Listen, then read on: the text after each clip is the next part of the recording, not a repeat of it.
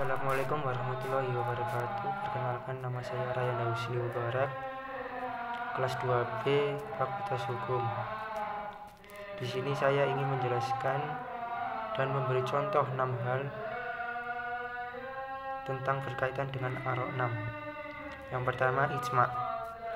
Ijma' adalah kesepakatan para ulama dalam menetapkan suatu hukum dalam agama berdasarkan Al-Quran dan hadis dalam suatu perkara yang terjadi. Contohnya, keputusan para alim ulama bahwa vaksinasi dan imunisasi diperbolehkan. Yang kedua, qiyas adalah penetapan suatu hukum dan perkara baru yang belum ada pada masa sebelumnya, namun memiliki kesamaan dalam sebab, manfaat, bahaya, dan berbagai aspek dengan perkara terdahulu, sehingga dihukumi sama. Contoh qiyas, menjual anak yatim adalah suatu peristiwa yang perlu ditetapkan hukumannya karena tidak ada nas yang dapat dijadikan sebagai dasarnya.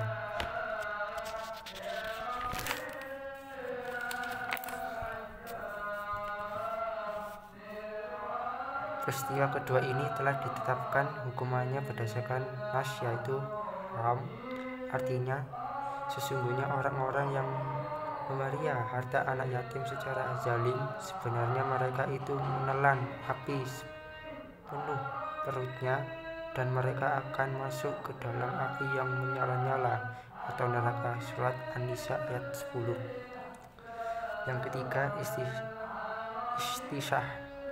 istihsan adalah kecenderungan seseorang pada sesuatu karena menganggapnya lebih baik, dan ini bisa bersifat lahiriah ataupun maknawiyah, meskipun hal itu dianggap tidak baik oleh orang lain.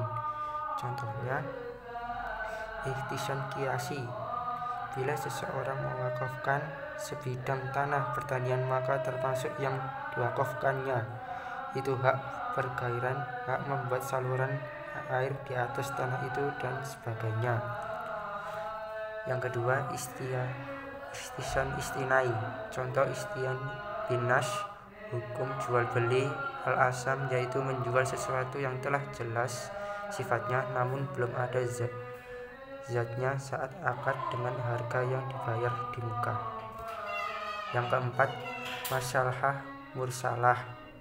Menurut Abdul Wahab Al-Khalafah ialah yang mutlak, yang artinya kemaslahatan yang tidak disyariatkan oleh syari dalam wujud hukum dalam rangka menciptakan kemaslahatan di samping tidak ada dalil yang membenarkan dan menyalahkan.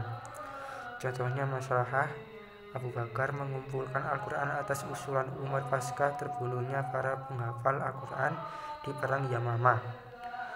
Yang kedua, Umar bin Khattab, penyusunan tatanan negara, pembangunan penjara, serta pembentukan birokrasi yang baik, pendirian Baitul Mal demi maslahat negara. Yang ketiga, penggantian Umar sebagai khalifah setelah wafatnya Abu Bakar. Yang kelima, istisad menurut bahasa berarti menjadi sesuatu yang ada hubungannya. Menurut istilah ulama fiqh ialah tetap berpegang pada hukum yang telah ada dari suatu peristiwa atau kejadian sampai ada dalil yang mengubah hukum tersebut. Contohnya, istihab, telah terjadi perkawinan laki-laki A dengan perempuan B, kemudian mereka berpisah dan berada di tempat selama 15 tahun. Yang keenam, urf atau adat merupakan istilah Islam yang dimaknai sebagai adat kebiasaan.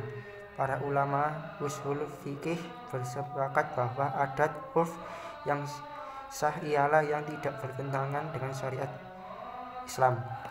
Contohnya, urf sahih merupakan adat istiadat yang tidak melanggar syariat ataupun akidah dalam Islam.